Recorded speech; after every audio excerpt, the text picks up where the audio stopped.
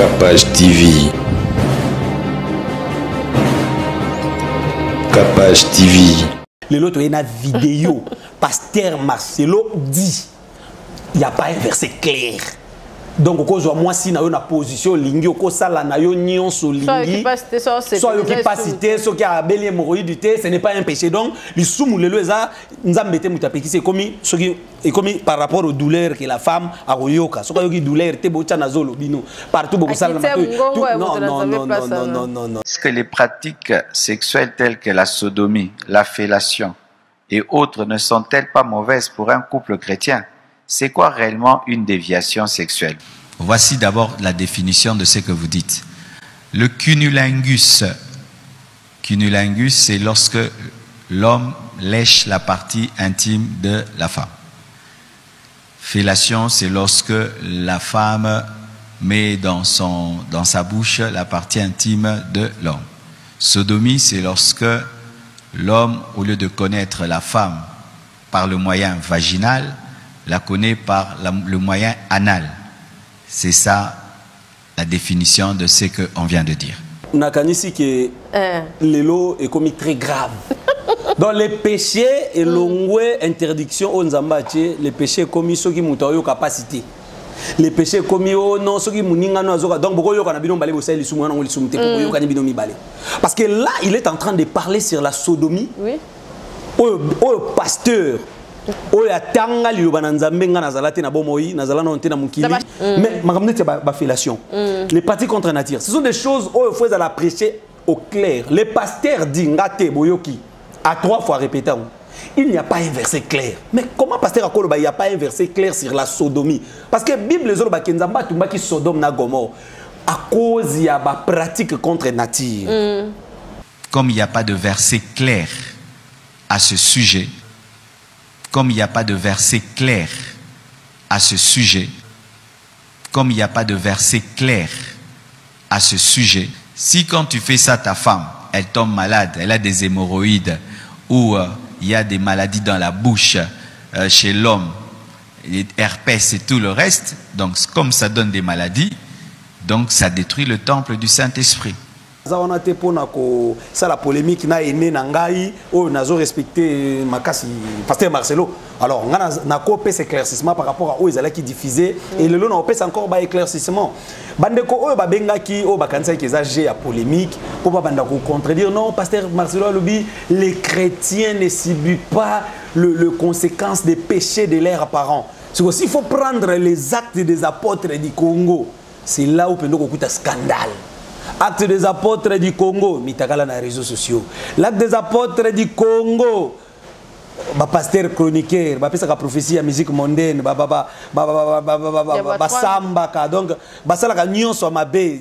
Ezate ke motazo te ka bangi yo ebisa en tout cas nazo mona dans 3 ans côté ka 400 ka bangi comme un millionnaire et vous appelez ça la prophétie. Ba to bazo ko acclamer yango parce que toza na kati ya temps de la fin au diable ke ko aveugler bana na nzambe na makambebele. Alors bandeko ba yaka na ba question na ba appel genre papa et poigno ke ndeko luka pasteur chroniqueur na nanda kuna été non ce pasteur chroniqueur aya lobi bakala kong na télévision s'il faut apporter éclaircissement pour na bana na nzambe na okendo luka pasteur chroniqueur te et bon so ba betinga na lupango na bon so na komi kuna ba menacer ngai non quelque chose sur les réseaux sociaux doit être corrigé sur les réseaux sociaux. Les chrétiens aiment trop parler. Même quand ils ont maîtrisé. Ce qui surtout quand ils ont touché fanatique na yé kota zaka fanatique. À quoi insulter yo sans pour autant ba kasimba la Bible. Ba chrétien wenge. Yo qui mutalo bi père spirituel azalate na comprendre mama nzambe ta fanda na yekaka. Parce que Élisée a yebisa ki elinini. Tango Élie a yebisa na komi komata. Donne-moi les doubles portions de ton esprit. Élisée a joué ngotanga komi na journée. Abelela ki wapi nzambe nanga. Où est le Dieu d'Élie? Donc, génération par génération, on peut accueillir Nyon son asima ya moto. Na mboka o ezana ba homme de Dieu o Lucifer na sirène Nyon so ba yebi bango. Par rapport à Moussala basali na ba démon ba chassi. Ozomona. Donc moi no azoya lelo fois à l'encadrer. Ezaka ba chrétien ba baluba biloba. Ba musulman bazana ba guide spirituel. Un musulman kozanga un guide spirituel était.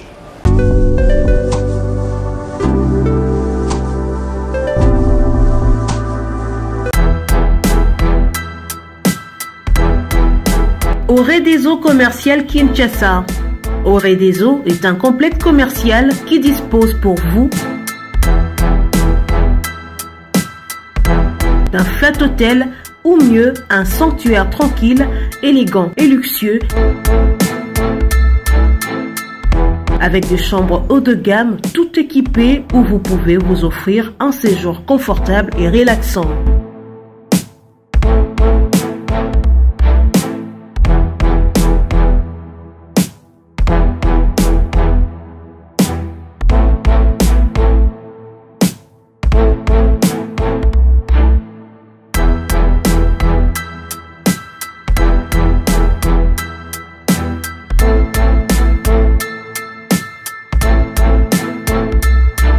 Notre restaurant vous propose une exquise cuisine qui fait le bonheur de gourmands.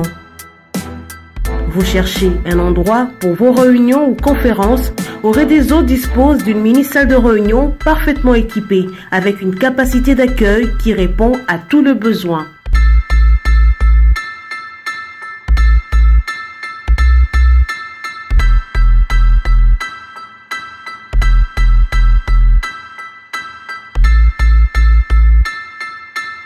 Oredezo Commercial Kinshasa, c'est aussi une boutique de vêtements sur mesure au prix du prêt-à-porter pour une élégance sans compromis.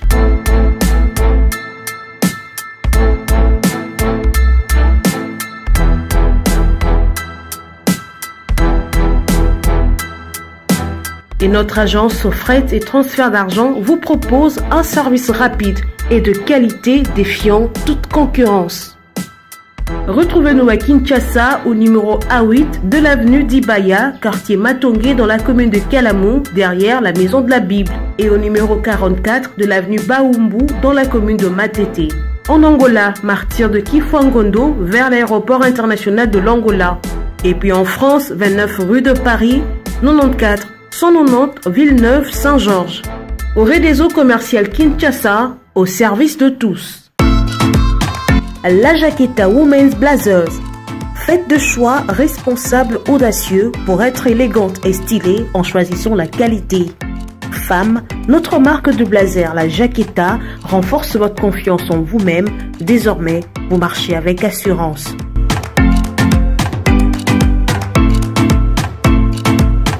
Chopez les dernières tendances avec notre ligne des vêtements qui propose aux femmes un vestiaire de vêtements beau, durable et accessible.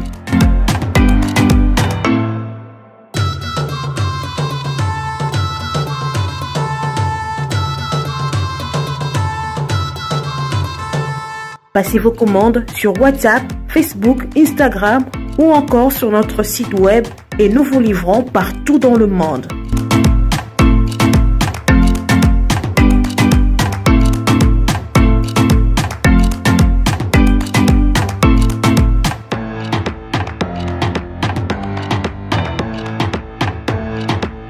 La Jaqueta, c'est la qualité des tissus, de confection et des services.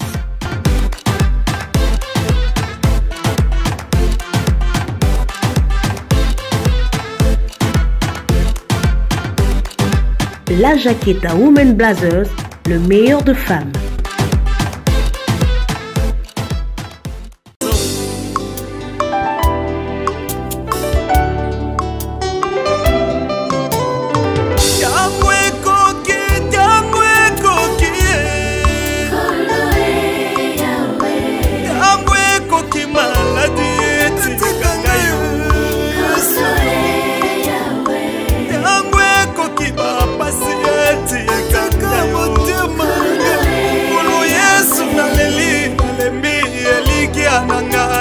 Bienvenue dans Capage Télévision. Merci d'avoir honneur sur Valandara Bisso partout Bozali. En tout cas, Nzambe ya pambola Bisso pe mabota na Bisso toyebi qui est vraiment lelo eza mokolo na Nzambe, lobi mokolo na Nzambe, chaque jour ezaka dimanche te banzimi ya dimanche en tout cas Nzambe pambola bino Bisso pe ya jour au jour chaque jour Nzambe pe zo compter ko pambola Bisso parce qu'il y a bien ça mettre ya temps pe ya circonstance dans circonstance nyo sont to kumisa Nzambe parce que yende elonga na Bisso makasi na Bisso yende elika na Bisso azanyo so pona Bisso to moni gouvernement zo bima mbula ya kosana te mu pepe ya mbula biso to bito kubanga te tozo zélande bima poto yeba bangami yango o ekosalama tozana monsali na Nzambe Marcus Efrata. Bienvenue papa. Merci beaucoup. na koti na ndako asika. Vraiment. Bible zolo partout foulera la plante de votre pied, je vous donne en possession. Amen. Zamba zolo ko mo posséder milliers oyo. Amen. Noko atoniatia wa to pambolango zobondela que ezala lieu ya atterrissage te. Amen. Mais ezala lieu ya décollage. Donc awitika la lisolo to démaraka wana. Amen. Ndeto mata. Eza bisika bokitité. Alors voilà. Donc ngai na yeko déclarer likona bino awizala lieu ya décollage. To bandaka wana e bandaka. Vraiment. Voilà. Papa, retour à émission, oh, tout ça là, comment est-ce que va bengakio, bengakio pour se plaignant qui va lobby par rapport à malédiction, le bas qui est de parents na bango en tout cas va contredire qui moi est belé, lobby pasteur Marcelo le bas qui par rapport à chrétien. Donc, malédiction, il y a des parents et que soit moi, ce qui est chrétien, donc on est déjà de nouveau et que soit été, quitté par rapport à ma famille. Voilà. Tu sais, que Bandegobele Baolanda Biso, na lobaï bien émission. Nazali instrument ya polémique. Nga naza mosala nzambe ya polémique. Nazali kaka frère, nalinga beaucoup vraiment qu'on respecte ba aîné. Mais nazali moto na simba bic rouge sans pour autant réfléchir, na porter correction, bisika moun des ali parce que quelque chose au yeloba mina ba réseaux sociaux, bato balandi ba valer yango, ce qui est bonzambe te eza contre la parole de Dieu, il faut aussi sur les réseaux sociaux bato ba sanza yango. Alors bandeko ba yaka na ba question, na ba appel genre papa et poigno ke ndeko luka pasteur chroniqueur na nanda kuna été non ce pasteur chroniqueur aya lobi la Congo na télévision s'il faut apporter éclaircissement pour na bana na nzambe na okendo luka pasteur chroniqueur te et bon so ba betinga na lupango na bon so na komi kuna ba menacer ngai non quelque chose sur les réseaux sociaux doit être corrigé sur les réseaux sociaux. Nalobaki na bande ko kenga na zawana te pona ko ça la polémique na ene na ngai o nazo respecter makasi pasteur Marcelo. Alors ngana na ko pèse éclaircissement par rapport à o ezala qui diffuser et le lot na pèse encore ba éclaircissement.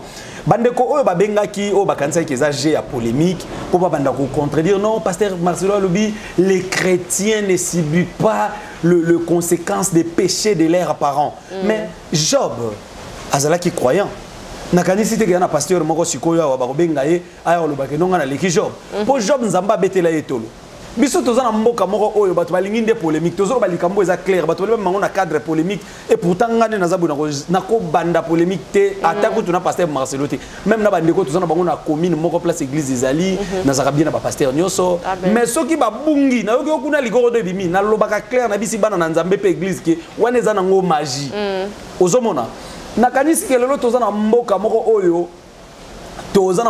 oyo omoni ndenge Bible zolo ba les actes des apôtres hein donc ndenge actes des apôtres donc misala ya bantoma c'est s'il faut prendre les actes des apôtres du Congo c'est là où pendo kokuta scandale. Actes des apôtres du Congo mitakala na réseaux sociaux, l'acte des apôtres du Congo ba pasteur chroniqueur ba pesa ka prophétie ya musique mondaine ba samba ka donc ba sala ka nyonso mabe donc acte des apôtres pasteur a kopesa ni prophétie acte des apôtres tout dans la Bible hein pasteur a kopesa musicien prophétie ezaka pona ko édifier 1 Corinthiens la Bible dit la prophétie est là pour édifier so yo telemi liboso ya papa nangé dingwe mon grand frère au bandit c'est que dingo gagné 3 matchs dans 2000 dans quelques jours prophétie on a édifié nani donc eza prophétie eza o benga na lingala ko bikola donc oza monde moko na edingwe omoni makambo ko sala mana monde wana ndo bikoli fona lukelango mot français parce que prophétie c'est quelque chose révélé ba voyant voilà oza voyant merci donc oza voyant au bikoli au sakolité parce que ko sakola ko bikoli za des choses ko sakola na ko bikoli za des choses moto azo bikoleza moto aza na centre ya magie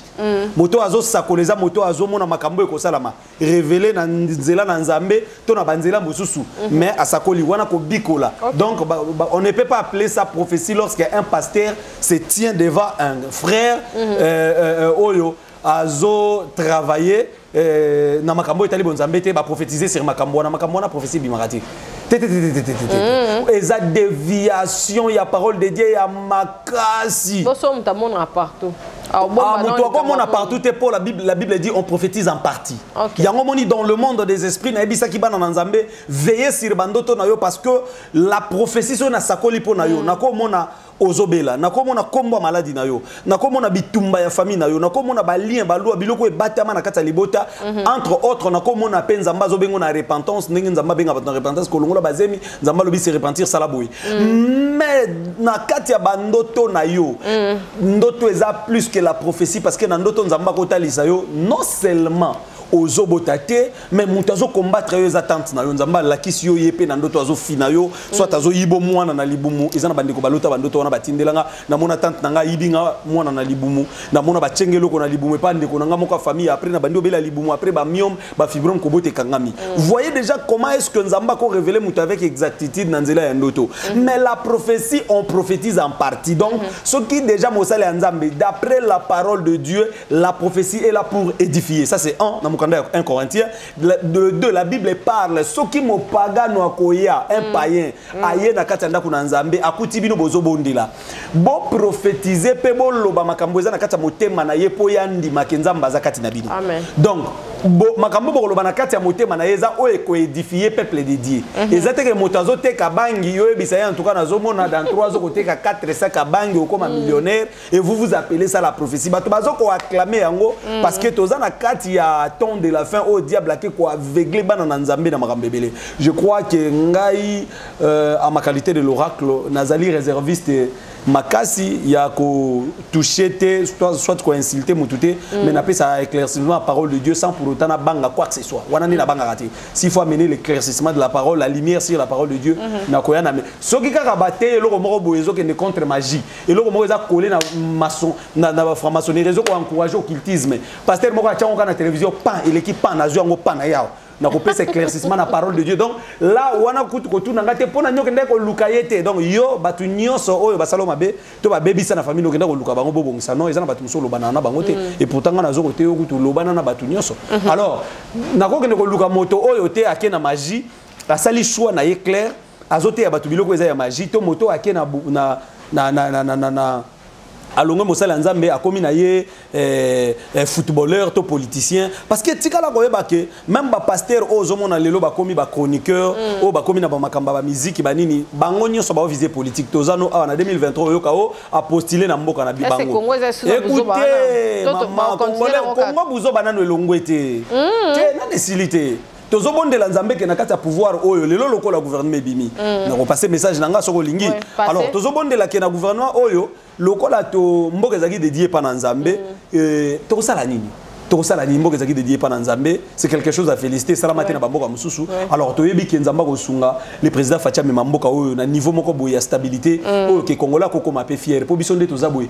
to na possibilité ya repesa courant en Afrique mobimba to na possibilité ya ko nourrir Afrique donc ce qui to lobi ko c'est concentrer volonté pour na mboka na biso na kanti ke ko simba alors babiloko lokola oyo le président oyo akenda Kabila tikala ko lobaki na zana batute 3 4 5 capable pembe nanga pona sana bango makambo biloko on a ce qu'il faut interpeller chef de l'État actuel à comprendre que bateau bazoya pembe na yi so baza ba flatter atikala ko baki oui atikala ko baki bango bakozala bakokende ko fanda ndenge bawo bazaki na Kabila baki ko fanda muto bato babanda ko mona mabeza ndi alors fois à l'entourer na bato malabu yango moni biso to bondela pour na gouvernement nous prions pour les pays surtout gouvernement bimi bandeko bazoko ba ministre lelo nazo rappeler bino ke ka lelo bo banda ko préparer lelo kaka sorti na bino na ba bureau bokota ouais bandiko ba nommé bino lelo bokota na ba bureau na bino dans une semaine ba pesa bino ba frais de fonctionnement botikala boye ba kende bozokota so bokoti lundi to mardi à partir de mardi on a banda ko préparer sorti no na bureau na po okuti yango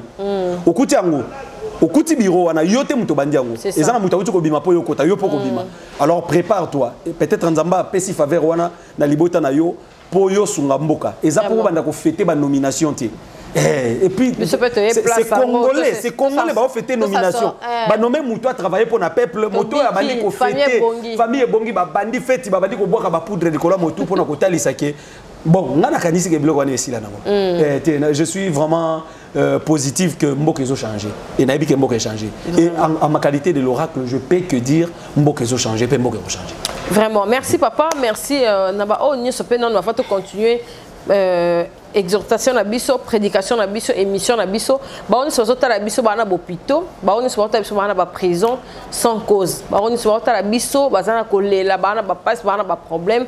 Ba pourquoi ça ba on y va na banda sous ba question su ya mbia o ekolanda. Nzambe a visité bande konyo so ba olanda biso na ba hôpital, bande so ba olanda biso na ba prison, basé belé na prison makala ba innocent. Baza ebele na ba hôpital, ba olanda biso na ba maladie oyo ba yeba mutuna makolo côté utate. Bataki ya ba monde des esprits ya ba kindo ki ya ba jalousie mukilito yaka na sina moya wa émission soke komelio l'Éternel est Dieu des impossibles nzambe nanga a visité poazali nzambe oyo amoni singa basidati kotatola maboma kozonga envie bikomba kobota soko langi émission yo nzambe a visité yo abimission na prison na mbeto ya malédiction olali au téléma au témoigner nzambe pona yebi ke place ozolanda wana na yebi kozoze la secours ya Jésus na yebi ke na problème na yo na likambuno na pasi na opanda ko landa nga na yebi ke na samute manozolo ba na oze la réponse ya Jésus pour na yebi ke okoti ba requête ebele ou porter plainte mingi ou bondeli mingi au gene mingi nzambe na ngai akoma nzambe na yo à travers cette prière que je fais au témoigner nzambe à travers demande na yo sali ya kolila bane na bani nzamba lo apambola amen. Merci d'avoir reçu la division en tout cas, merci. Tout ça, le prophète Marcus Ephrata. Papa, ministère est en Akin, on est sur l'église. Bande ko so bali ba contacter biso o bazo benga partout bazo senga adresse. Tous en Kitambo cimetière. Référence na biso zali station essence ya cimetière. Tous en avenue Air Congo numéro 68. Ils habisika wa église zali na Kitambo. Donc comme na Kitambo cimetière station essence ya cimetière ezalaka après station ma campagne. Ils en station sous essence. Voilà, sur la même avenue, tous à coup, tu n'as pas 8 parcelles na goudron ou qui ne musikate sur Kitio Komi. Donc au Komi, tous en Air Congo numéro 68. Alors, on déplace ministère Ezali. Alors, orphelinat, Ezali na avenue Kingunzi 48. Voilà. Ils en a Prince juste sur l'équipe station ou avancer avenue Kingunzi à gauche na yo. Au moins ndako moko monene eza peint en blanc orphelinat de yangwana bana bazana kati ndé place orphelinat donc orphelinat église eza musikate parce que ba veiller belé toujours à orphelin ba yepé ba koti prière donc d'abord bazaka na chaque culte et même na butu eza na ba veiller musu toujours à ba opé ba lukaka penza mbe pour beaucoup tangisa mwana. C'est facile. Il y a beaucoup là-bas des bébés beaux. C'est facilité. Ils ont facilité à ta moitié. Ma partenaire, bah y a carte, on s'en sortir de nuit. Bon, nangai, non, Félina n'a pas partenaire. T'es n'a pas partenaire. Na zo équipé ma casse penza ko banda ko senga no ba partenaire té. Na linga ki bato ba Hollanda peut-être ba sala na volonté na bango. Parce qu'ils ont vraiment décision utanga na mutema té na ndenge na ngamo ko no nzamba révéla kangango. Parce que oyeba ke to banda kana ko kabula ba kaye na avenue.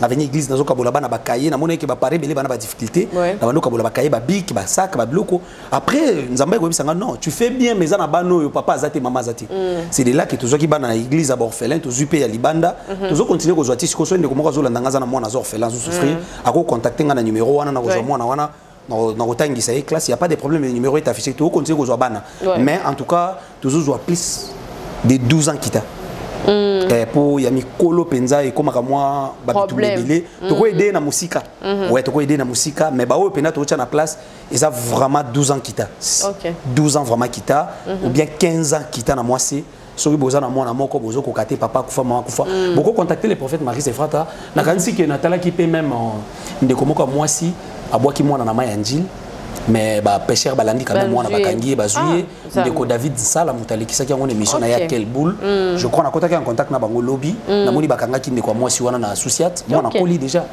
alors to kanisa penza ko zape mwana wana to chaye na abwaki mwana pusana déjà mwana eza mwana bébé te eza mwana pusani mwana zada yana ba 2 ans et demi charge azoko kate azu mwana ka bwaki na ma njili ba pêcheur ne balandi bakangi pays. De la pêcheur de la musique. Oui, mais il y a au quoi illustrer image. Vraiment, tu illustrer image.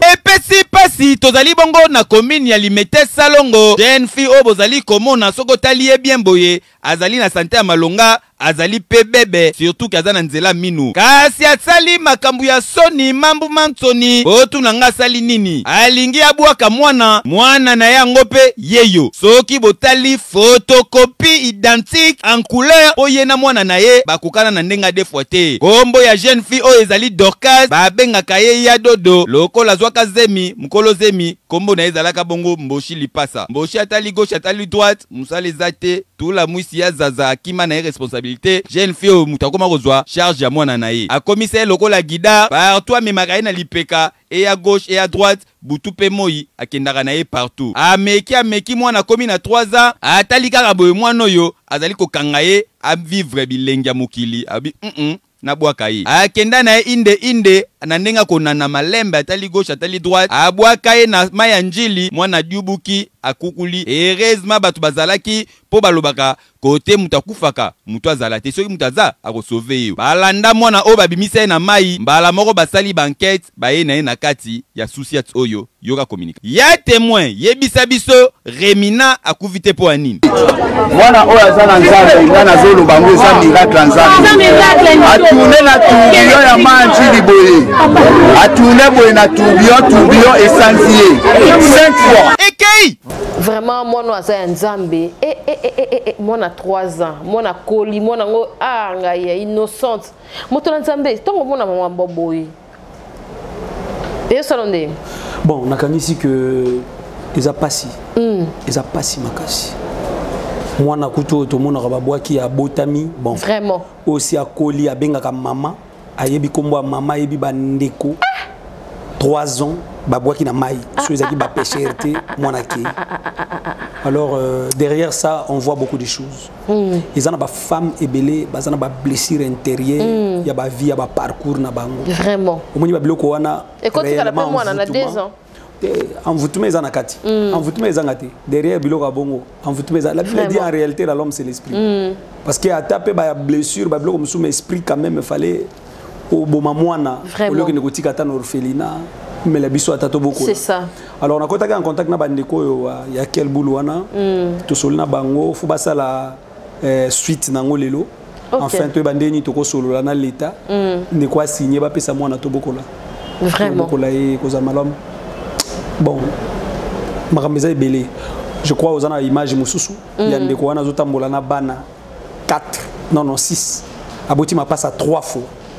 Donc tout ça qui descente na il s'appelle comment Arsène tout ça descente et pour nous rejoindre ndeko wana bandeko nde babenga na victoire que non papa moi si moko za na bana 6 otambola boti ma passe à 3 fois mobali akenda soki est asundula place akola les ate garantie ndaki sila azola na balabala bana mibali aboti pe moi cité mama passe donc nandenge balandisi bango non on dirait babenga ke penda souffrir na vie mais o souffrir kana nzela libala ilo muso balwati a souffrir kana nzela libala penda nzela libala nzela souffrance na yo mobali ki asundolier il paraît à salaka déjà émission na Top Congo il paraît ndeko Eliezer aidaka ina mbongo ya garantie abanda côté ka bon pas vraiment il paraît parce que à la fin tant que komi ba yebisi biso que non oui ba yedaka mais tant bana ba beli a kokité azumbongo commerce wana utiliser ngo je crois que bandeko bako tala ba image commerce que kokiti na komina ya kalamu ko za malamu makasi vraiment to landana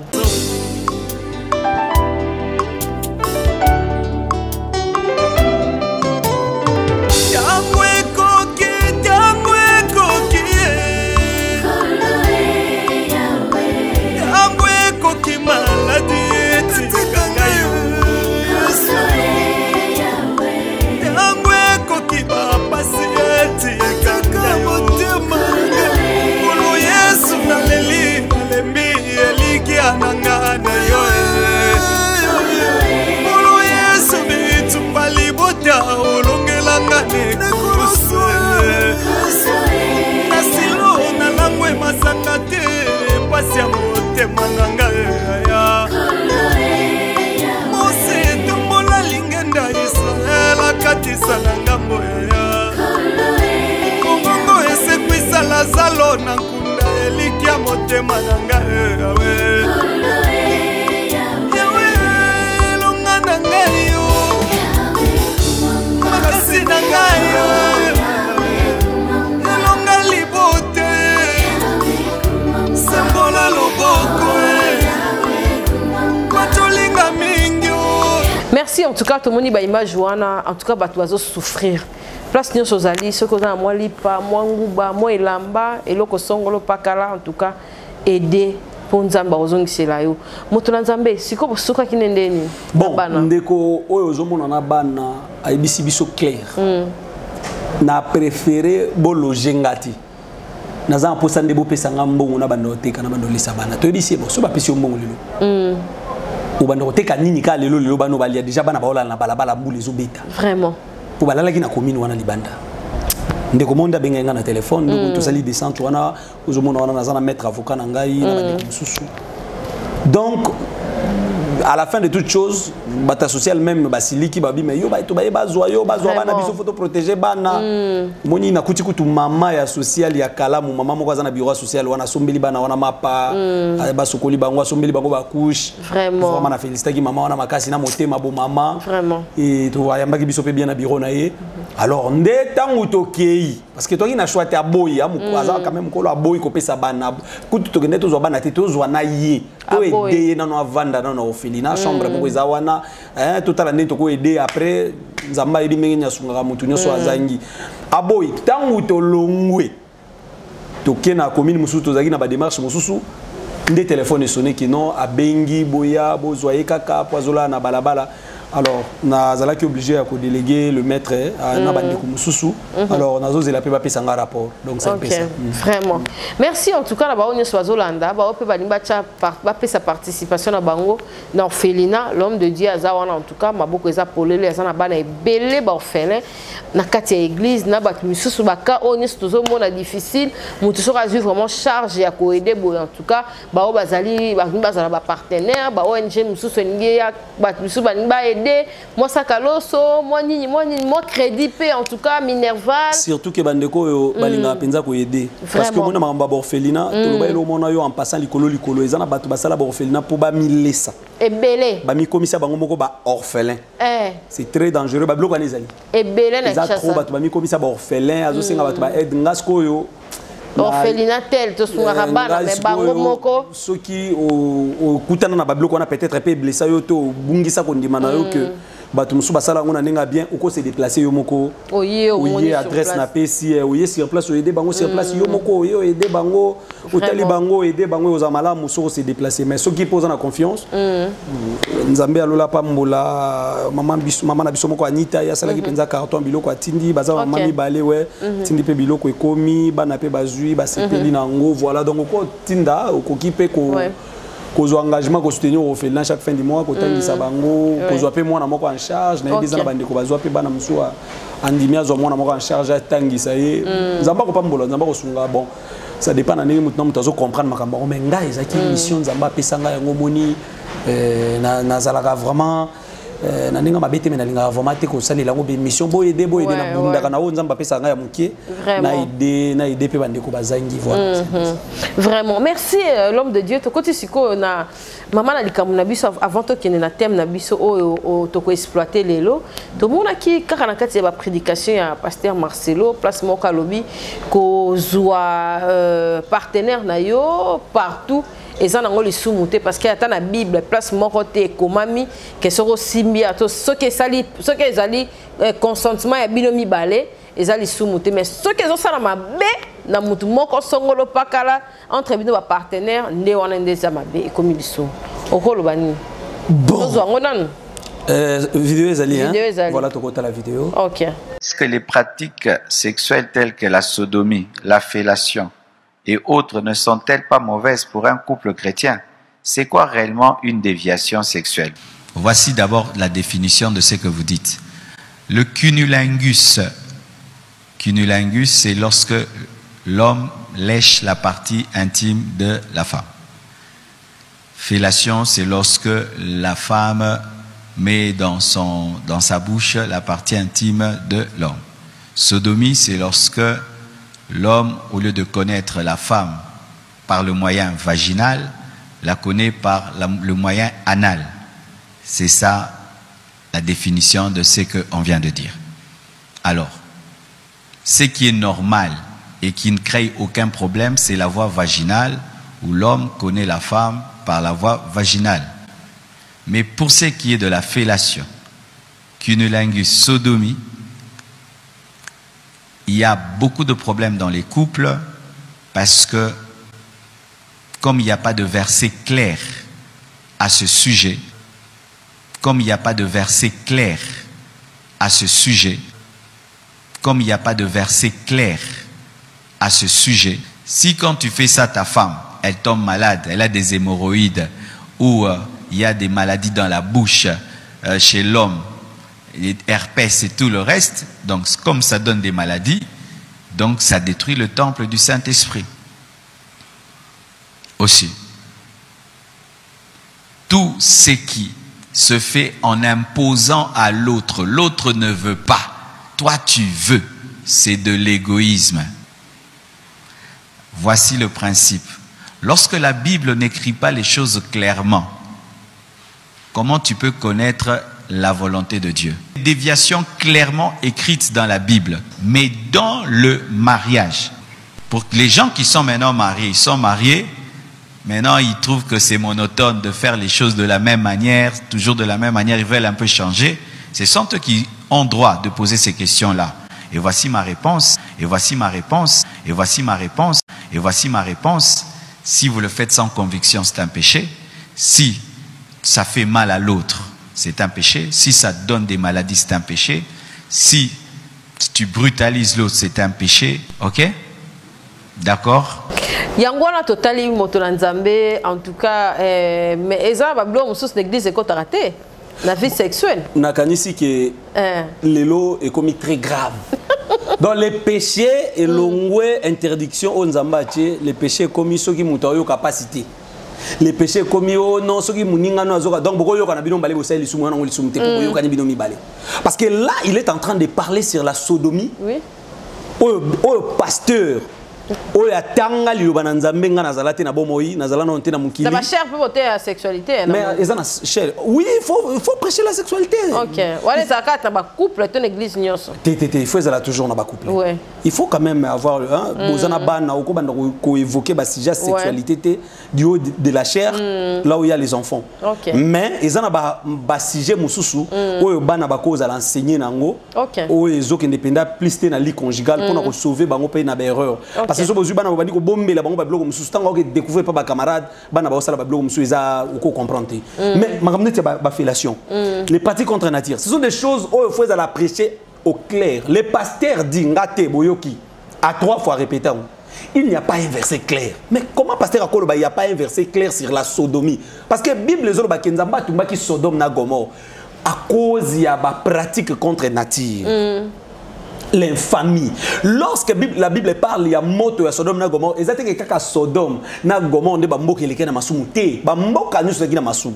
Mais bango ba koma ki na ba pratique o ezali sodomie. O mona ka ba pyramide renversée. Donc cela veut dire ils ont signifié ba pyramide renversée mona na ba église na ba polo to ba la donc et signifié homosexualité. Donc on a renversé c'est la contre nature. Attends, je prends la parole de Dieu. Déjà les pasteurs disent il y a pas un verset clair. Au moins parce que au moins dans la première intervention il y a moi Bic Rouge de Salaki, Bandeko Baye, les pasteurs parlent na ba chrétien. Mais Job Aza croyant que les kangaï na yo mutozo ça l'intervention. Tous à la fanatique. Les péchés de parents. Oh, ils ont concerné Banate à l'obino, non, Bango Babino, il y a le bel les chrétiens. Et quitter la bana. Bazana ba maladie héréditaire, ba olandangana yo. Baza ba païen.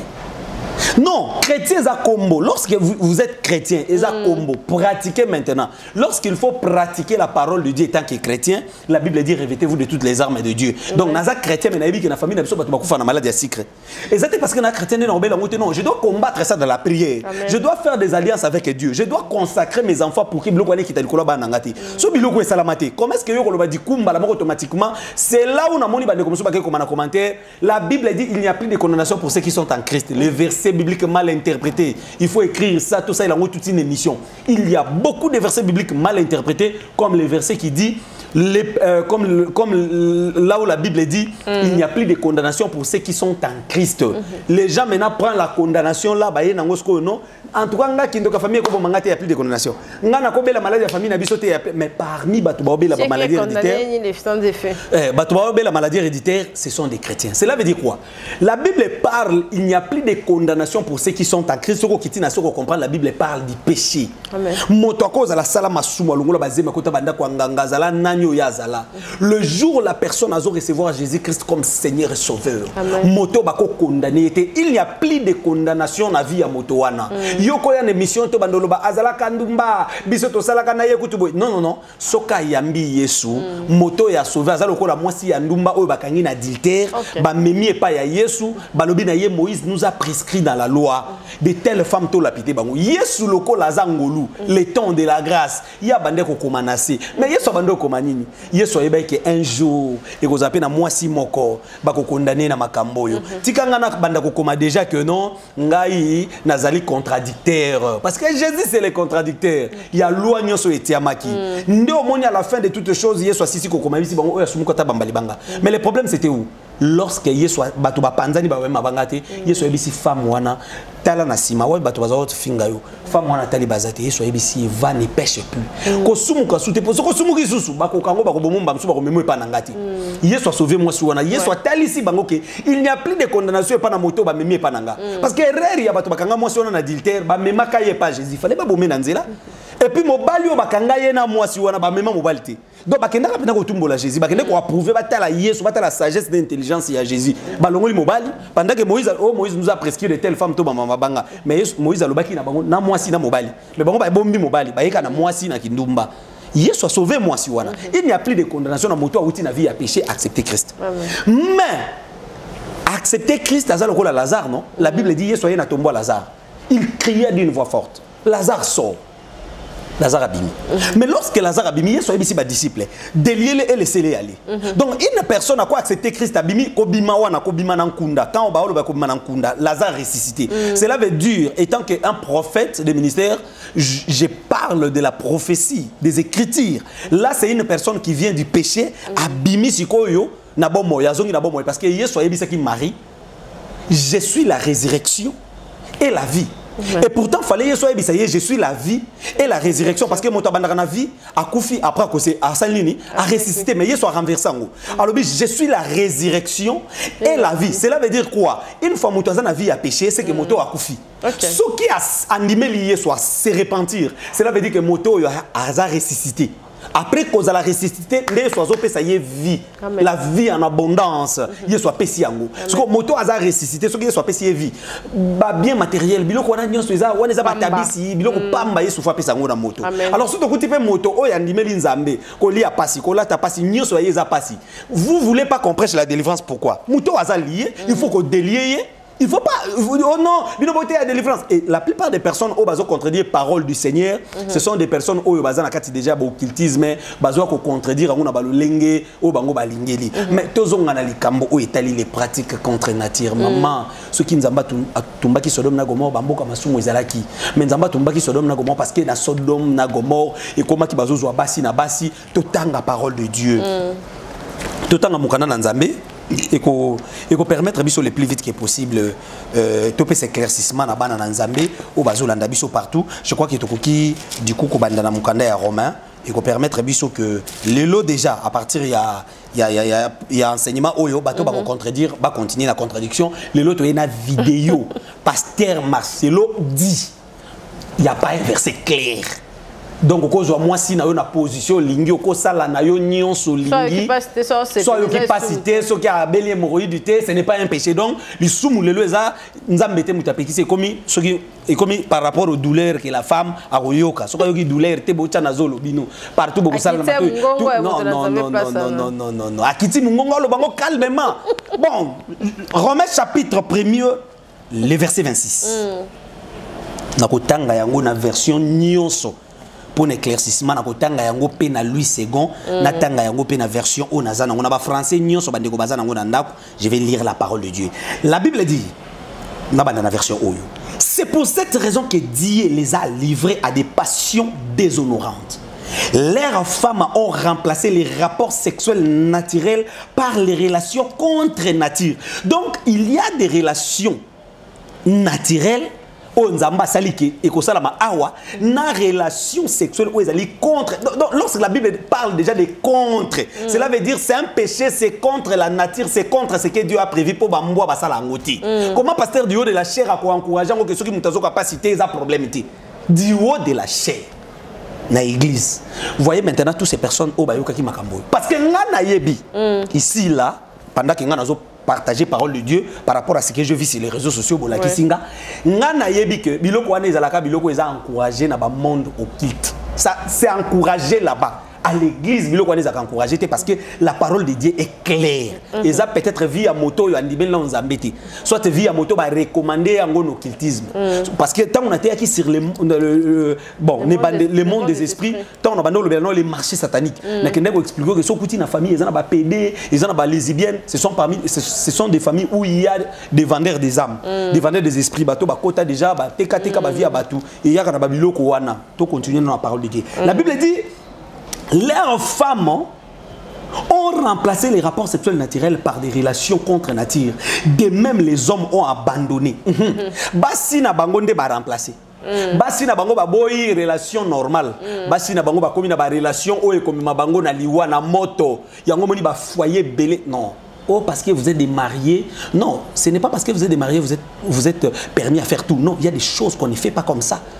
Parce que même pas marié. Mais ici la Bible parle de lorsque la Bible parle nakatia. La Bible ce que je le rapport sexuel et le marié. Yango moni je donne des versets clairs. Yango moni Bible zo Abraham connut sa femme. Ce qui libala wana a déjà légalisé nzamba yebi yango et que bato babala naki. La Bible dit Abraham connut sa femme. Mais lorsque Eza viole Eza na kindumba, Eza na kindumba. Ozo kate Bible zo ba coucha, Amnon coucha avec Tamar. La Bible est longoli mon connaître. Elkana connu sa femme Anne. Pourquoi ba lobi coucher ti? Lorsque au rapport sexuel les salami hors mariage, la Bible n'emploie pas les mots connaître, la Bible emploie le mot coucher. Donc il y a beaucoup de personnes au babalate, bango ba connaître non basi na bango ils sont en train de coucher avec leurs femmes. Alors il faut donner la dot pour connaître la femme. Et oui, peut-être tu te dis mais moi je ne comprends pas, tu l'as jamais connu. Il faut les connaître aussi sur le plan spirituel, donc donner la dot, que le mariage soit honoré de tous. Amen. Et cela est très important même pour nos bandeko bazolanda biso. Ah, tu en as na 3 to balanate to na facture. Chercher la délivrance. Amen. Nzamba font la finance bobalana, c'est très important et qu'on sécurise même via bana. Amen. On a avancé la parole de Dieu. La Bible dit leurs femmes ont remplacé les rapports sexuels naturels par des relations contre nature. Par des relations contre nature. De même, les hommes ont abandonné les rapports naturels. Les hommes aussi ont abandonné les rapports naturels avec la femme et se sont enflammés dans leur désir les uns pour les autres. Ils ont commis homme avec homme des actes scandaleux et ont reçu eux-mêmes les salaires qui méritaient leur égarement. Égarement kota awat. Ce que mon loko ils ont encouragé na église déjà batu baza égaré. Kolanda masete. Kolanda o miswezo betate. Kolanda mokile la kisate. C'est de l'égarement. Bible zolo ba ke bazwa ki oya bango mbano moto epela na Sodome na Gomorrhe na tanga yango na Louis II po nde oyo version batu nyo sebele bazana ngo na banda ko pe na ba téléphone na bango c'est très important. C'est très important. Tout éclaircir parole de Dieu. Nzamba lola pambola bandiko so bazolanda biso partout. Sans polémique ici, moi je n'ai pas le temps de faire de polémique. Nasala musala o nzamba bengela nga yango écriture. Voilà. Romains chapitre 1 le verset 26 tout tanga yango na Louis II, la Bible nous dit quoi? La Bible dit c'est pourquoi Dieu les a livrés dans des passions infâmes. Quand la parole de Dieu parle des infâmes, ce sont des personnes au baké na ba contre nature, au ba PD, ba lesbiennes, toutes ces personnes là. Ah, la Bible dit que Nzambe na kanda na ya livraki. Cela veut dire diable pas livraka bato na kata biloko yo pesa ba recommandation ya ko yiba beto la bato mona vidéo ya ndeko moko boye abande ko sala fellation na douche. Chef y a entreprise moko balobaki ya mboko na habité ceux qui na Congo mais les gens disaient qu'ils a ah ça la fellation na douche na muninga mobali les infâmes c'est ça on a ba recommandation ba monde occulte la Bible parle car leurs femmes ont changé l'usage naturel de celui qui est contre nature de même les hommes ont abandonné l'usage naturel de la femme donc ce que moni mobali bandi ko insister oté ngana lingi suboité ngana lingi to changer mais tout est-ce que ba mboa si ba changer ba mboa ba nyama yango moni ba lit conjugal et belé maudit à cause de ça parce que vous êtes marié mais vous n'êtes pas autorisé il y a qu'au détruire il y a qu'au mépriser parole du Seigneur parce que ça na biloko oyo et fongolaka ba porte na ba esprit maman to ki ne musika te bandeko ba la ndapso ba imaka na zolo ba. Vous savez, il y a beaucoup de femmes aujourd'hui dans leur mariage, il y a beaucoup de filles aujourd'hui na ba bala ba kota bazana kimiate ba koma ko tricher libanda. Pourquoi na vie na ya avant libala akutena na moto bande ko sali ba pratique contre la nature et ayeba ki moto ko bala te ayeko bala peut-être mobali moko boye qui a la connaissance de la parole tout ça la obi oité tout ça et bande créer ba stress ndo mona pe mi basi belé ce qui moto bande ko sali ba pratique contre la nature c'est un sorcier on a kotika la même esprit na ye. OK sko yo zala sko tanga zana dadi pour yo ka bien faire raisonner feli et ça a déjà mari de nuit. OK et comme il a rappelé bana basi et comme il a appelé bana mibali azana sentish mais pour yo ka bien faire raisonner mari ya kala azo raisonner mari na bali conjugal biloko wana existe ka lorsque moto azaya kokanga man esprit ya femme de nuit. Okay. Alors femme de nuit ko pese dégoût ya moi sur azani ndako mais le la femme est là maman lo ba ndeko ba olanda ba yibi comme la famille là ndako ba divorcer et kaza moto ko zana posa mais tant on nyoso ko zana besoin ya moi si wana akozonga kuna n'esprit donc pour yo ka bien fois longola image doit écarter image à wana donc femme wana ko banda ko linga o ya zali bosone a sepeli saketi et comme artiste sur le plan physique moi si nambali ba yo kanate pour rien mon bala supporter sous moi si n'était pour rien mon bala comme peso kanda pour rien. Mari et femme de nuit un esprit où il y a kananzila ya ba sodomie et ya kananzila ya babiloko oyo et ce qui wana te totanga mukanda ya jide les pasteurs dit ngati. Il n'y a pas de verset clair. C'est du haut de la chair que le pasteur est en train de dire. Il n'y a pas de verset clair. Il n'y a pas de verset clair. Jude chapitre 1er, le verset 7. La Bible dit, des mêmes à Sodome et Gomorrhe et les villes voisines qui se sont livrés comme eux à l'immoralité sexuelle. Mais les pasteurs étaient apparemment, quand j'ai entendu, il était en train de prêcher, apparemment j'ai entendu le mot déviation sexuelle. Je ne sais pas, c'était le thème de l'enseignement, mais quand on parle de déviation sexuelle, ça déjà c'est une déviation même de la parole de Dieu. Ici la Bible est en train de nous expliquer, de même Sodome et Gomorrhe et les villes voisines qui se sont livrés comme eux à l'immoralité sexuelle et à des relations contre nature. Se sont donnés un exemple, Sibus la peine d'un feu éternel. Combien de maisons, combien de lits conjugales ils ont possédé dans démon, dans Babylone. Parce qu'ils ont pas si ébélé. Na ba vine ya loyenge biloko basala yango wana aka kuta na moto muso asala yango te eza na basi mibali ebele amesana kana ba vi wana aya bali fi moko boye biloko wana sala ngote déjà c'est pratique contre nature et ko exister te bako encore te pasteur azoko expliquer ce que moi ça qui n'est pas cité beaucoup ça na bino donc les péchés est maintenant douloureuse par rapport donc les péchés maintenant il faut atténuer ça ce qui n'est pas cité en tout cas ce boyoka bino mi bala en tout cas sortez dans ces choses sataniques. Et comme il y a un problème ébélé. Il y a un porte, il y a femme et mari de nuit. Il y a un moniti le Didier Bunga na mutu noté parce que bando salango. Et spirituellement il y a un bloc au salisa. Il y a un pacte. Oui, il y a un bloc vendre na kata ba pacte.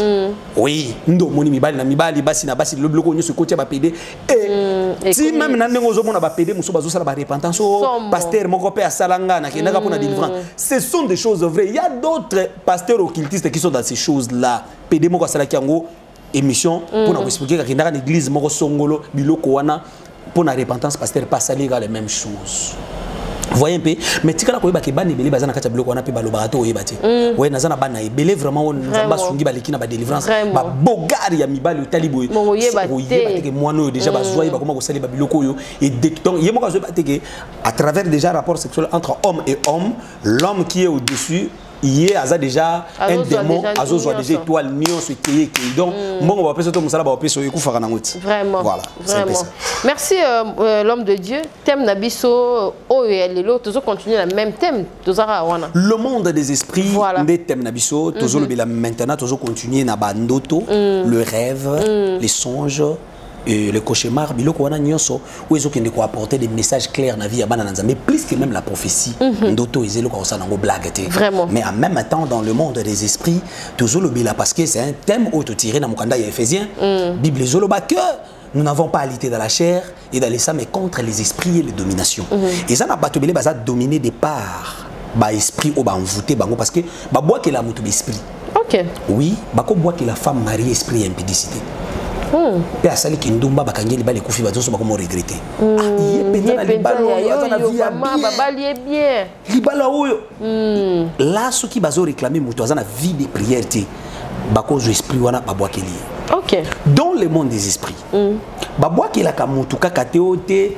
babwakeli mutu mbasu te dans le monde des esprits bakobwakela mutu sida ya kindoki bomi mutu bakobwakela mutu cancer bakobwaka diabète n'importe quelle maladie et au moins lelo nakomi komona que non depuis tozobondela pona bato bazobika na ba maladie ndenge na ndenge maintenant vous remarquerez que il y a des cas de malades oyo bato bazobela maladie yemonana te service nzamba tindiango na ndako ya mutu moko azolanda biso service nzamba tindiango na ndako ya mama moko papa moko akota prière amen batebele lo babela maladie ezomonana te aza malade ba osala examen maladie ezomonana te ça c'est un esprit yango moni sikoyo tozwa mokanda ya Marc chapitre 9 na préféré na tanga ngo na lui second na fungola ngo pe awa tozwa ka Marc chapitre 9 bato ebele nazoka bien te mais na hôpital bazo sanga kaka ba omone le côté là maintenant dans le monde des esprits ba yebi déjà ko tia moto oyo na kati ya sac déjà ba côté na prison na bango molili et ba yebi comment est-ce que ba ko détruire ba yebi comment est-ce que ba ko utiliser ba yebi comment est-ce que ba ko bomayer parce que Job azolo ba quand une élite continue vient agiter les os d'une personne c'est que libulu akufeti molami l'élite continue cela veut dire quoi bitumba o esilaka ezongi muni mutabeli apiki mukanda ya Job Izolo ba quand une élite continue, c'est que les boulots a fait molami na via moto. Mais s'il se trouve un ange intercesseur, ou a bonde la pona moto, nzamba ko pesa ange ordre. Donc l'ange c'est l'homme de Dieu, on a ko bimisa moto place à Kangami. Marc chapitre 9, tous on a nous 17e verset pour tourner rapidement. La Bible dit un homme de la foule lui répondit, maître, j'ai amené auprès de toi mon fils qui est possédé d'un esprit, mais oui. Papa oye pas Jésus aye pas baye koliba bondeli moi na bikité mais lorsque ye soya kuti makele la tuni bango makele ya nini papa a eu parole mais papa azolo avec beaucoup de connaissances j'aime ses papas il a expliqué souffrance na ye avec beaucoup d'exactitude aye ba ki passe na ye utakiwa papa azolo ba j'ai amené auprès de toi mon fils qui est possédé d'un esprit miwe papa ya reconnaître que esprit ezobelisa mwana na ye c'est un esprit diabolique eza maladie. Papa comprendre que ozanga koloba ya mwana na ye c'est un esprit. Jamais auprès de toi mon fils qui est possédé. Nani yebisa ki papa okeza possession. Parce que lorsqu'on parle de la possession, cela veut dire domination en quelques mots. Ezola que sa domination donc l'enfant a été dominé par un esprit. Oui bando kambaye. Mais ce que papa azolo baboui. En quelques lieux qu'il les saisisse, il les jette par terre.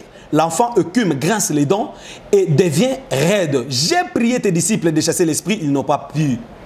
Tokitim Balamoko, na 21e verset. Jésus demanda au père, combien y a-t-il de temps que celui lui arrive? Les parents répondirent, depuis son enfance. Et souvent l'esprit les jette dans le feu et dans l'eau pour les faire périr. Mais si tu peux quelque chose, viens à notre secours et aie compassion de nous. Papa azo reconnaître que esprit bande ko boka mwana kana mai pe na moto. Donc pour akufa. Papa azo reconnaître que bitumba we bande ko maye na liwa. Oyebi bitumba tanga etele makana vi na yo, bitumba etele na vi ya bana. Bitumba bande ko kota na musala mama yeba ke yonde bazoluka. So monika bana malade bandi bitumbe bandi musala na yo bitumbe bandi tikala ko yeba ke yonde bazoluka. La présence du diable dans la maison de Job, ce n'était pas les enfants. Ce n'était même pas les matériels. Amen. Il a visé Job. Comment on a la Job dans Zambie? Comment on a la Job à vie de prière? Yango moni ko bungi sa vie de prière et ça ko bungi sa nyonso. Vraiment. Quand on a dit non, il n'y a plus de condamnation. Bible le on a sens ou anati. On a chrétien pratique chrétien foyer baké. Ngana uti na famille papa na biso zaki un exemple. Uti na famille papa na biso zaki nganga. Bitumbano ko kana muto papa na bango zaki pasteur te. Vraiment. Bitumano ko kana muto papa na bango zaki enseignant simple te. Et papa na biso zaki nganga bitumbano ko kana te. Ato komi chrétien. Il y a des esprits liés de par makila kombo yo uti ou eko combattre yo. Ce que yo peut faut combattre yango o se consacrer pas na Nzambe. Ce n'est pas en devenant chrétien ndo komi libre. Ce que zalaki bongo ba so ba oli kana balabala wa nde ba koma délivrer ba maladie héréditaire nde zalakati na l'église. Les pasteurs qui prêchent ça. L'église naïe bato wana maladie héréditaire te akotombola na musapabi awa mutabe la maladie moko famille na bango te. Vraiment. Vous voyez, donc il y a des enseignements où eko zipo misu otikala no bandolo baka boloko na nga chrétien en tout cas nzamba ko sala ti okoti cercueil na kombo ya chrétien okufi okei. Dans le monde des esprits biloko ezoko exister. Papa zala kinganga. La Bible dit dans Mukanda Hébreux chapitre 2 le verset 14. La Bible dit les enfants participent au sang et à la chair de leurs parents. Bana bazoka bolanzoto na makila ya baboti. Vraiment. Ba esprit ko combattre, ba loi ko combattre. Jacob Jacob est un homme de Dieu. Jacob qui a fait l'alliance avec Dieu na Bethel. Jacob oh ya bundi na Nzambe na ndoto. Jacob on Nzamba a changé comme appeler Israël. Il a travaillé 7 ans pour appeler ça Léa, appeler ça Rachel. Mais na butu oyo ya d'autres. Noko na ya changé et moi si a même lié Léa. Lorsque bazoko tsa Léa na butu Jacob a yeba kité keza Léa. Jacob l'a connu. Ayeba kité que moi ça connaître oyo eza Rachel té. Le matin lorsque Tongo etani, le lendemain matin parce que l'éclairage moye bimi, lumière c'est la parole de Dieu. Amen. Donc ndenge lumière est na vie na yo faut comprendre Bible comme sous bande ko ignorer, il faut bonde lo bundisango. Le lendemain matin tant lumière est Jacob atali bo amoni keza Léa. Jacob atika gité. Oh non tout concours vient de ce qui aime Dieu. Yaya, ozoba la tête tout concours vient de ce qui aime Dieu. Ah Jésus poussana. Ndakuté musala té moi na té vie no zo ke dekara boto comme na 50 ans ngoyo baninga no bazana bakoko na 50 ans yo zana ba copain o présenter ba to copain na yo na 50 ans et ça bitumba faut tellement na prière pasteur et bisote que les paniers circulent et comme pas no mu colonie so que za condamnation yo ce qu'on ba nya plus de condamnation mais na famille na yo za mutali bosote yo za mutali bosote frère o échoué yo za mutali bosote za la célibataire il y a vie yo za mutali bosote za bitumba famille omoni déjà ba mama leki nzelo bazaki okangama ba mama leki no pe baza bondela te chrétien liboso na famille za yo Lucas délivrance on dit mais Yesu faut passer à la délivrance. Amen. Jacob a tali Léa na tongo alobi mais moi si na connaître les ayete et na Israël moi c'est bando ba la vierge. Donc on a déjà connaître Léa za sous vierge témoin donc ça y est zati à quelle déclaration Jacob a vanda quitter ba changer moi si ba pesi moi c'est là qui a été pourquoi c'était la nuit. Combien de personnes dans la nuit dans leur vie a péché ba changer bango ba vie combien combien ba longola ye na libala ba chese libala libela combien ba cha maladi dans d'autres bango ba longoli santé na ye dans le monde des esprits ba ko longola maye la mwana komi kizengi omoni bena mwana kola ki bien azoka bien na classe l'air mo les garçons comment boinde ba point bungi mwana komi kizengi ba garçon na gina matanga moko ndiko mona lemba ya pasteur Cédric azo présenter nga garçon moko ayewana na mulanga ya soki ya gene na maboko pasteur Cédric bisinga papa garçon to bando matane bangomba apesa na prophétie to bondela na ye ayena mulanga gene azomela. Vous voyez, mais nous sommes dans le monde des esprits, famille et kotala. Ah, moi non, agena manzambe boye, famille ko fongwa maye, ko découvrir biloko na biso. Bo détruire. Ce qui père spirituel obino bolinga kate wana babenga mutu père spirituel. Pour moi on dirait babotoli au grade. Ce qui père spirituel il y a garçon. Spirituellement nzambe. Na lobi ce qui mutu lobi père spirituel azalakate, nana comprendre mama nzambe ta fanda na yekaka. Parce que Élisée a yebisa ki elinini. Tango Élie a yebisa na komi komata. Donne-moi les doubles portions de ton esprit. Élisée a joué en autant comme Jourdain. Abelela ki wapi nzambe nanga. Où est le Dieu d'Élie? Donc ezaka génération par génération oko accueillir nyonso na sima ya moto. Na mboka o ezana ba homme de Dieu oyo Lucifer na nina sirène nyonso ba yebi bango. Par rapport à musala ba salina ba démon ba chassi. Ozomona. Donc moi no azoya lelo fois à l'encadrer. Ezaka ka ba chrétien ba baloba biloba. Ba musulman bazana ba guide spirituel. Un musulman kozanga un guide spirituel était. Na commerce na azana guide spirituel na famille bazaka toujours na guide spirituel moto azolandela bango par rapport à principe na bango spirituel ndo moni récite ba musulman. Les chrétiens aiment trop parler même makambo azo maîtriser ti ce qui surtout ozolo balika moko bo amoni kezo toucher fanatique na ye kota zaka fanatique ako insulter yo sans pour autant ba kasimba bible ba chrétien wenge Jacob ake kotuna noko na ye que ce que tu m'as fait ba chrétien wenge bangwana penza qu'est-ce que tu m'as fait. N'est-ce pas pour Rachel que j'ai travaillé? Mon temps est accompli. Donne-moi ma femme, bah c'est Rachel. Non on a esco à sokoli maboko. Jacob, là-bas, Jacob est engagé. Ce n'est point la coutume dans ces lieux. Donc, il y a une semaine où tout sur les lois établies dans nos familles. Il y a des lois dans le monde des esprits.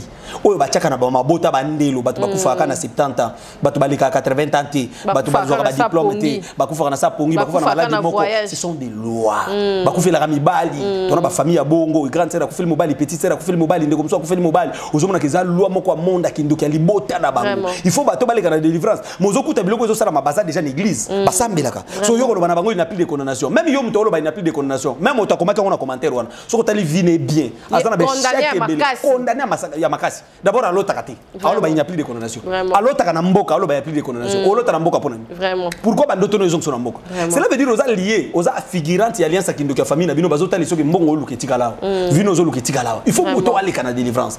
Jacob a dit qu'est-ce que tu m'as fait? N'est-ce pas pour Rachel que j'ai travaillé? noko na yazo bisa ngate, ce n'est point la coutume dans ces lieux. Donc ezala ba bitumba mususu yo kanzake mobali ndalingi yote nzoka famille ya mobali oneza na loba vanda kana mwasi mokoti. Yo zoko se plaindre mobali yo na nika makolo na nika minu na sala nyonso azaka ndumba. Soki ezala lo famille na bango azaka wana. Soki boleki c'est la délivrance c'était jusqu'au continuer koloba les péchés des parents ne concernent pas les chrétiens enfants. Parce que frère on a basi 4. Abotsa basi mibali papa na bango za polygame. Et concerné était à combien basi 4 nengeni. Et bongo sikoyo to yasko na Bible. Naka na Bible sko na banda ko expliquer bandeko. Et ça la mandenge nini ke Abraham azalaki na mwasi na ye. A Sarah Abraham ya ko ina Agar pour na kozela Isaac. Ko la stérilité celle que Isaac pas balé Rebecca. Isaac pas au botate.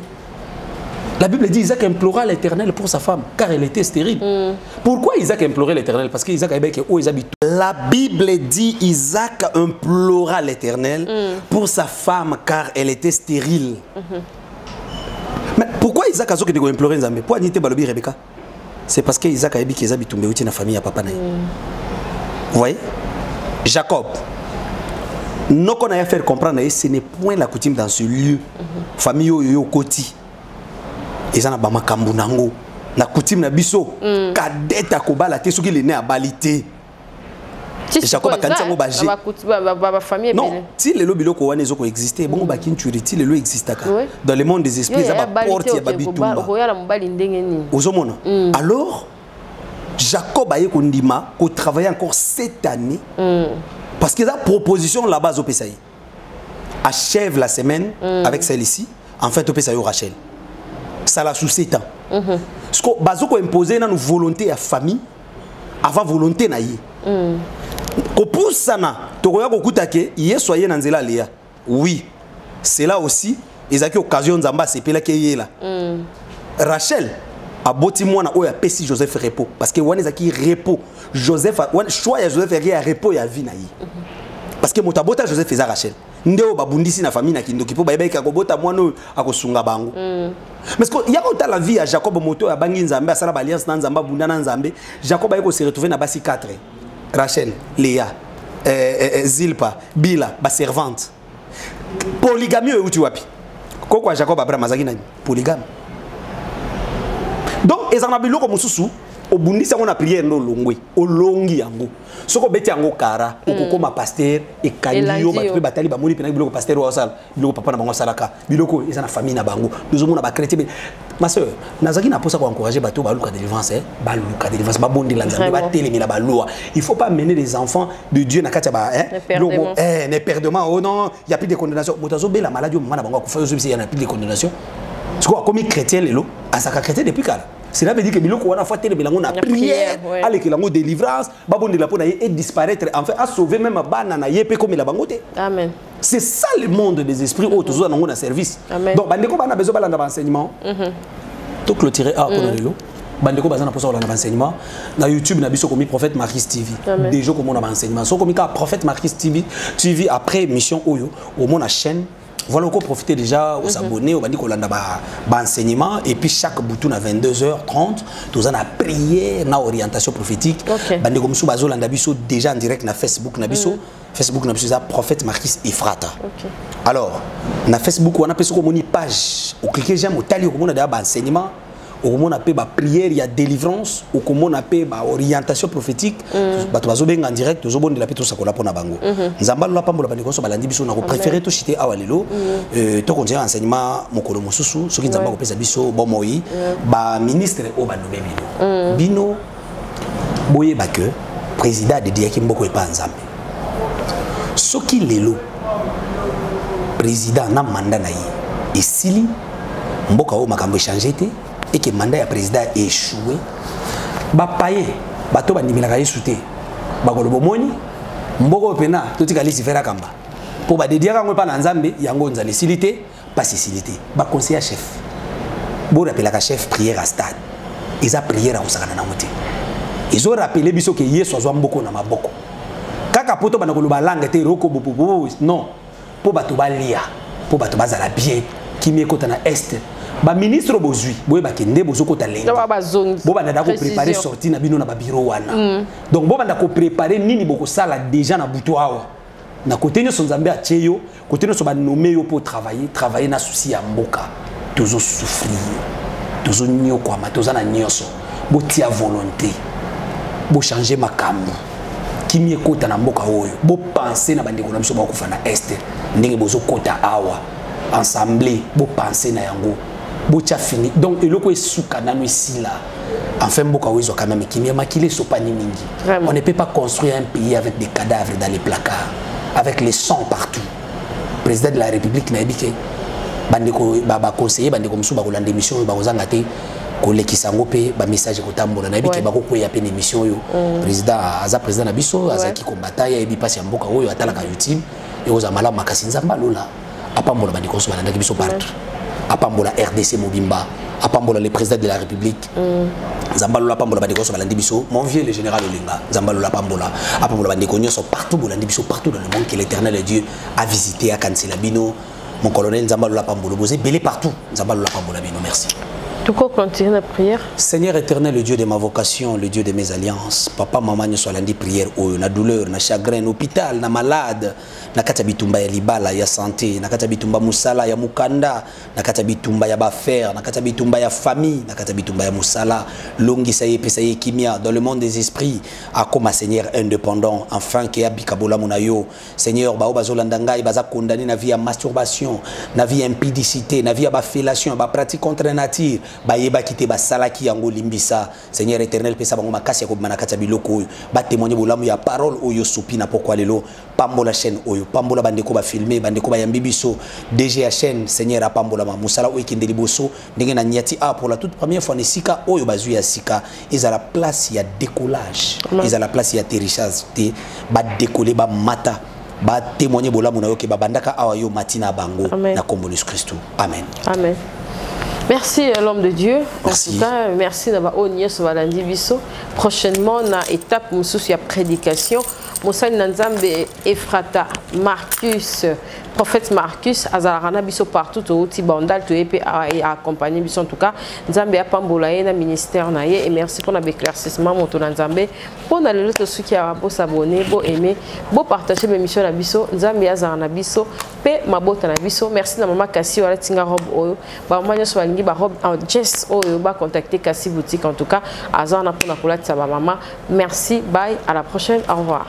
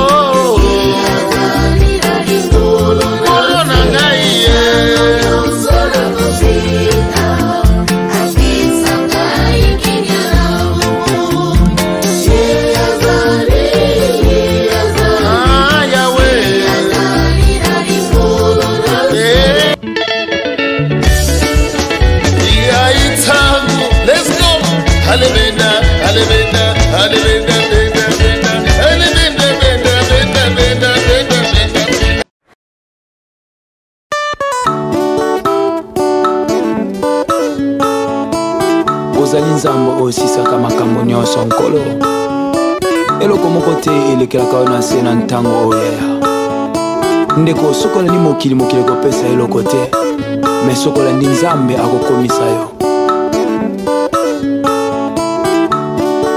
papa nalola yesu mosungi ya basanto nkolo olemba na kalikambo mokuti na sa mokili oyo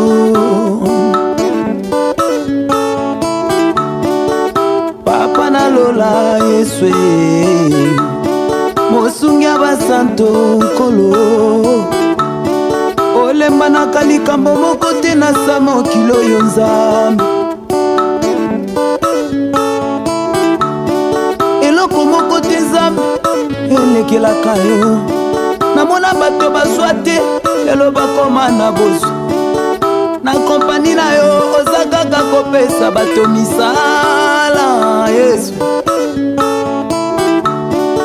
Zamba ya motema malamu nano namona te Zamba ya motema moboto namona te atombolaka bato asengaka ta mbongo te Nzambe Yesu.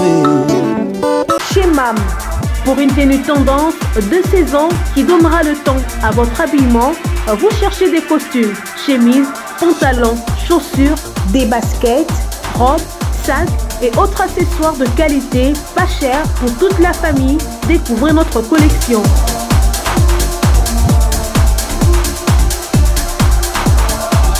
Prenez des couleurs chez MAM et redonnez un coup de fraîcheur à votre dressing.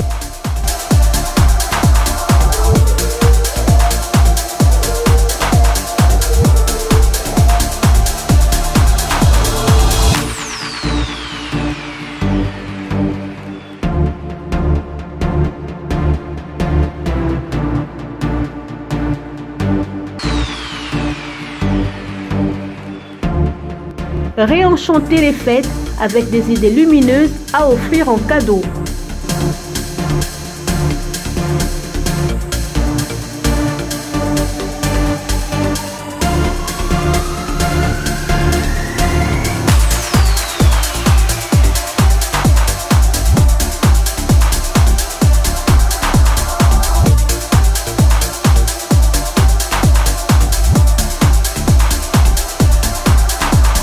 Notre adresse, avenue Kassavoubou, à Rekwado dans la commune de Ngaliema.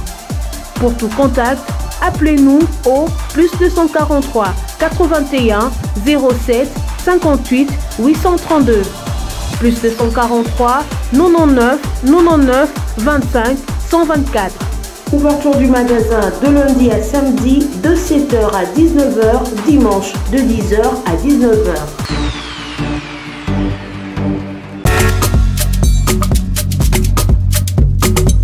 Si l'on réunit confort, ambiance musicale appréciable et bon cocktail, cela débouche obligatoirement sur un bon cadre. Sleep Lodge vient à répondre à vos attentes.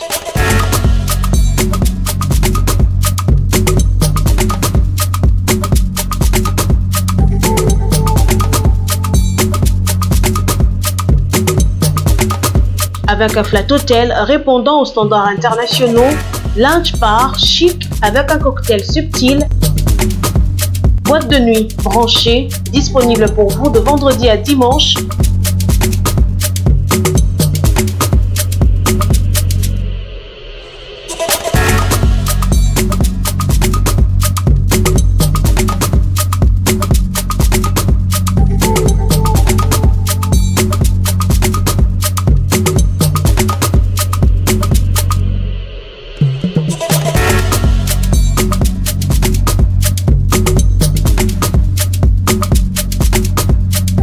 Sleep Lodge vous offre également un restaurant avec un large éventail de cuisine du monde à choisir, des plats exquis. Venez déguster une cuisine raffinée dans un cadre unique. Retrouvez-nous au numéro 6C de l'avenue Ngouya, chaussée Lumumba, 12e rue, limité résidentielle. Pour tout contact, appelez-nous au 089 65 00 15. Capage TV.